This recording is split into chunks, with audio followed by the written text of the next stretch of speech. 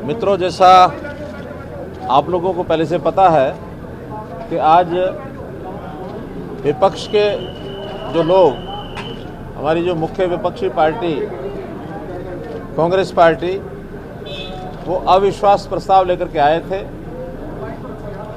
वैसे तो अविश्वास प्रस्ताव लाने से पहले ही उन्होंने एक बात को मान लिया था कि हम तो केवल चर्चा के लिए ला रहे हैं, ये कोई अविश्वास प्रस्ताव सरकार को गिराने के लिए नहीं है। मैंने भी उनका धन्यवाद किया कि कम से कम इस बहाने से हमने अपनी छोड़ दो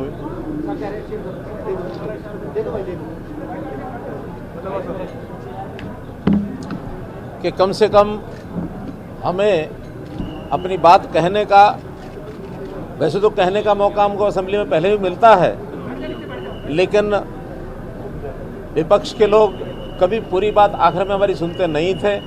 इस बार चूँकि उनके लिए मजबूरी थी, उनको पूरा समय बैठना था, हमने सारी बात उनको एक एक बिंदु के अनुसार जिस प्रकार की उनकी आपत्तियां थी सबके ऊपर अपनी बात कही, और आखिर में वोटिंग में उनका जो अविश्वास प्रस्ताव है वो औधे मुँह गिरा और एक प्रकार से सरकार विजयी हुई है।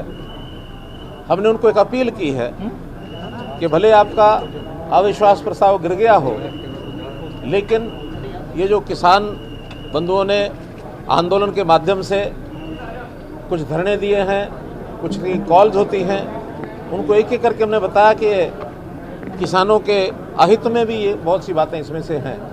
कुछ बातें ठीक भी हो सकती हैं, लेकिन जो 3 कानून को रद्द करने की उनकी जिद है उसको उनको छोड़ना चाहिए, और तीनों बिलों पर क्लॉज बाय क्लॉज उनको अपनी बातचीत करके जो इसमें संशोधन किए जा सकते हैं, जिसके लिए केंद्र सरकार तैयार है, उस पर बातचीत करनी चाहिए। मुझे जानकारी मिली है कि कल ही किसान जो संयुक्त किसान मोर्चा है, उन्होंने अपनी कोई 9 सदस्यीय कमेटी भी बनाई है बातचीत करने के लिए, और यदि कमेटी बनी है तो कहीं ना कहीं बातचीत का रास्ता खुलने वाला लगता है। बातचीत दोबारा से हो, आपस में संवाद के बाद कोई ना कोई हल निकाला जाए, क्योंकि ये जो किसान आंदोलन ये किसी के भी हित में नहीं है, न जनता के हित में है, न किसानों के हित में है, न पक्ष के न विपक्ष के, और इससे नुकसान बहुत हो रहा है।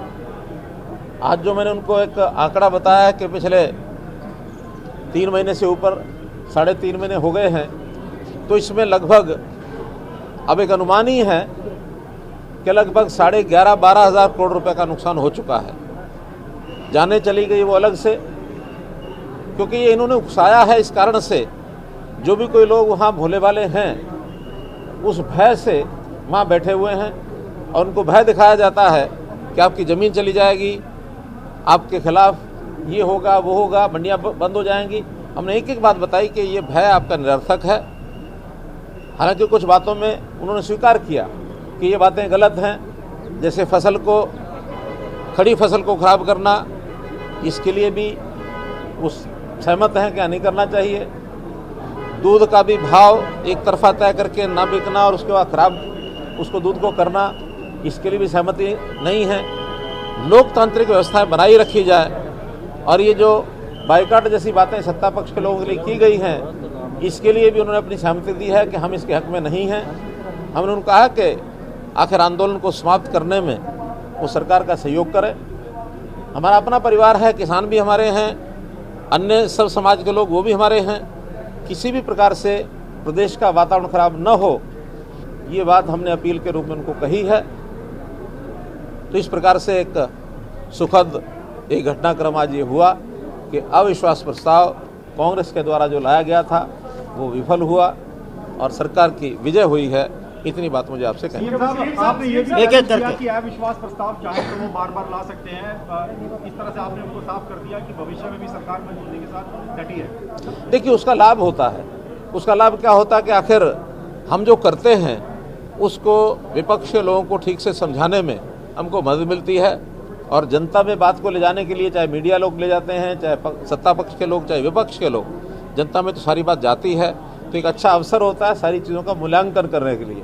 हमने ये भी कहा कि विपक्ष अगर कोई गलती हमारी ध्यान कराएगा और हमें लगेगा कि वास्तव में ये गलत हुआ है, उसको हम मानेंगे, सहर्ष मानेंगे।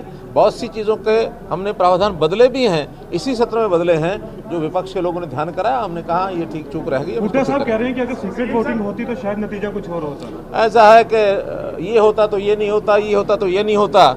एक बड़े बुजुर्ग ने कहा कि अगर लगाओ तो बहुत बड़ा लगाओ, छोटा मत लगाओ। मैंने लगा के दिखा दो। कहने के अगर मेरे बाप दादा परदादा सरदादा ये ना मरते तो सारी दुनिया हमारी होती, तुम यहाँ होते ही नहीं। तो अगर का क्या अर्थ है? कोई अर्थ नहीं।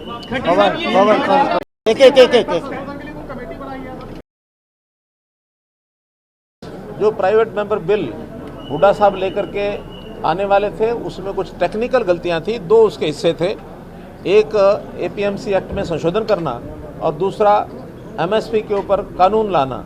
एमएसपी का कानून उसके अंतर्गत नहीं आ सकता, वो एक ट्रेड एंड कॉमर्स के अंतर्गत ये बिल है और ये केंद्र सरकार को ही अधिकार है, स्टेट गवर्नमेंट को नहीं है किसी प्रकार की एमएसपी को गारंटेड बिल लेकर के आना। लेकिन जहाँ तक एपीएमसी में संशोधन की बात है, जो भावना उनकी थी हमने व्यक्त की। हालांकि ये किसान के हित में अच्छा नहीं है, फिर भी यदि लाना चाहते हैं तो हम एक बार लेकर के आ सकते हैं और बाद में यदि किसान के हित में होगा तो चलेगा। यदि उसमें किसान को कोई परेशानी हुई, मिल करके फिर उसको ठीक करेंगे। लेकिन सीएम साहब आपको लगता है साथ बेवजह जोड़ा गया ये पूरा घटनाक्रम कि आप कैमला में जिस तरीके से आपने विरोध हुआ था, इस प्रकार से कोई कार्यक्रम नहीं कर पाएंगे? अभी भी पंजाब विधानसभा से कुछ लोग आकर के विरोध कर रहे हैं। आपने अविश्वास प्रस्ताव का तो जवाब दे दिया, लेकिन आप इन बातों का जनता के बीच में जाकर के किस तरीके से जवाब देंगे? देखिए, हमने जो जवाब दिया है वो जनता तक पहुंचेगा, आज भी पहुंचेगा, आगे भी पहुंचेगा।